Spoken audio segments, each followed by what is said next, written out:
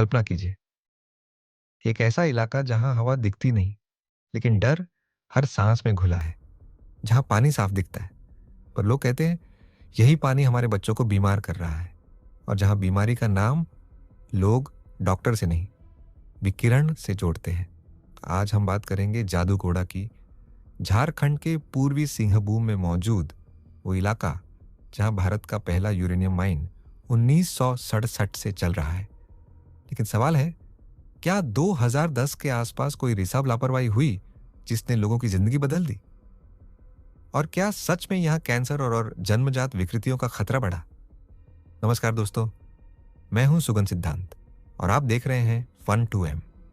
आज की ये डॉक्यूमेंट्री आपको दावे और डेटा दोनों दिखाएगी।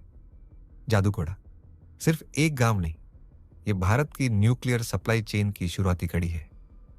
यहाँ यूरेनियम खनन और प्रोसेसिंग दशकों से हो रही है और यही यूरेनियम आगे जाकर न्यूक्लियर फ्यूल सिस्टम तक पहुंचता है। यूरेनियम जमीन से निकाला जाता है, फिर प्रोसेसिंग के बाद निकलता है येलो केक।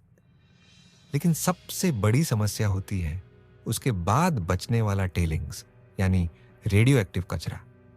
टेलिंग्स को आमतौर पर बड़े बड़े तालाब जैसे संरचनाओं में रखा जाता है, जिन्हें टेलिंग्स पॉन्ड्स कहते हैं। कई रिपोर्टों में आरोप है कि जादूगोड़ा के आसपास ये पॉन्ड्स पानी, मिट्टी और आसपास की धाराओं पर असर डालते हैं। टेलिंग्स में सिर्फ रेडियो एक्टिविटी नहीं, बल्कि कई तरह के भारी धातु, हेवी मेटल्स और धूल कीचड़ के जरिए जोखिम भी बताया जाता है।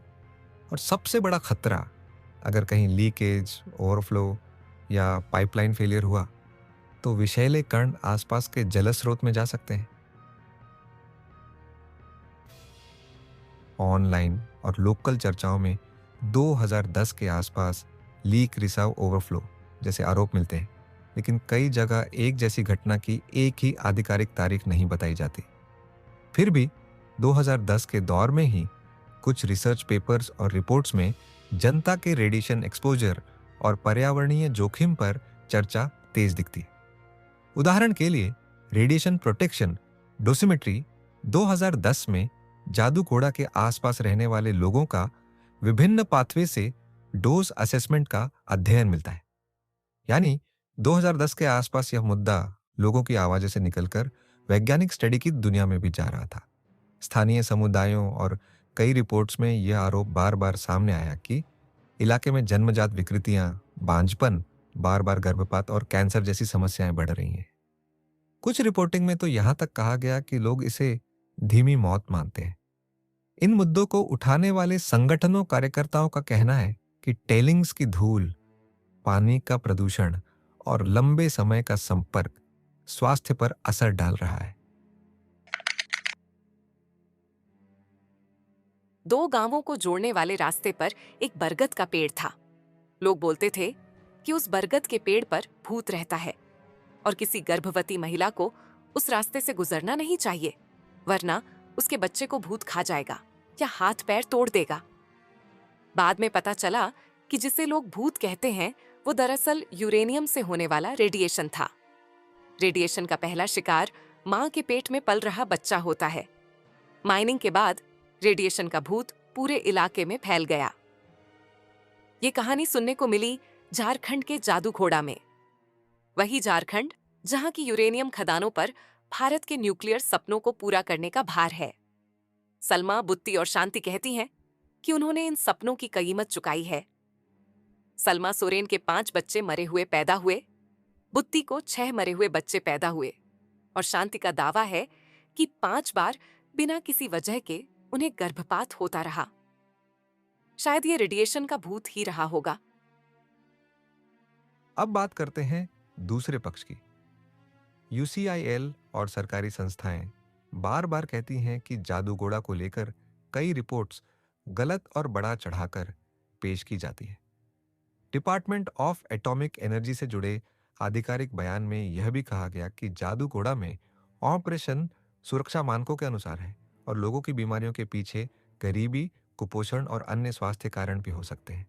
यानी कहानी के 2 चेहरे हैं। एक तरफ ग्राउंड रिपोर्ट्स और लोगों की पीड़ा, और दूसरी तरफ ऑफिशियल सिस्टम का इनकार और सफाई। अब सवाल है, विज्ञान की नज़र में असली खतरा क्या है?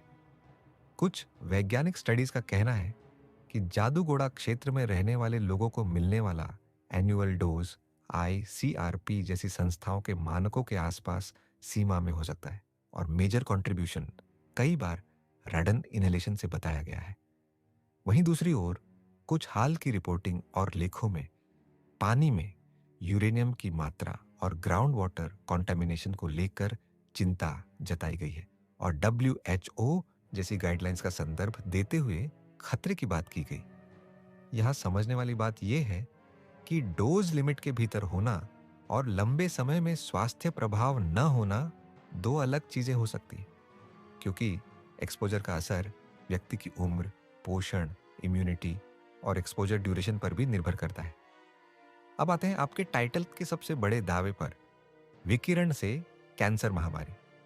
देखिए, महामारी एपिडेमिक शब्द तभी सही माना जाता है जब स्पष्ट मेडिकल डेटा में किसी इलाके में कैंसर के केस औसत से बहुत ज्यादा और लगातार बढ़े हुए दिखे। लेकिन जादू कोड़ा मामले में कई ग्राउंड रिपोर्ट्स डरावनी तस्वीर दिखाती है, जबकि कुछ टेक्निकल स्टडीज रिस्क को कम बताती है।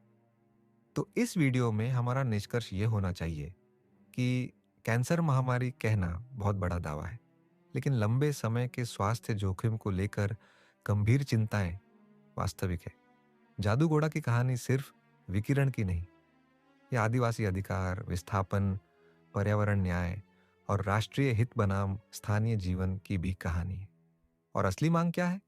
स्वतंत्र पर्यावरण जांच, स्वास्थ्य सर्वे और कैंसर रजिस्ट्रेशन डेटा की पारदर्शिता, साफ पानी की गारंटी, टेलिंग्स मैनेजमेंट का नियमित ऑडिट और स्थानीय लोगों की सुरक्षा। जादूगोड़ा हमें एक बात सिखाता है, कुछ खतरे दिखते नहीं, लेकिन अगर समय रहते रोके ना जाएं तो पीढ़ियों तक असर छोड़ते हैं।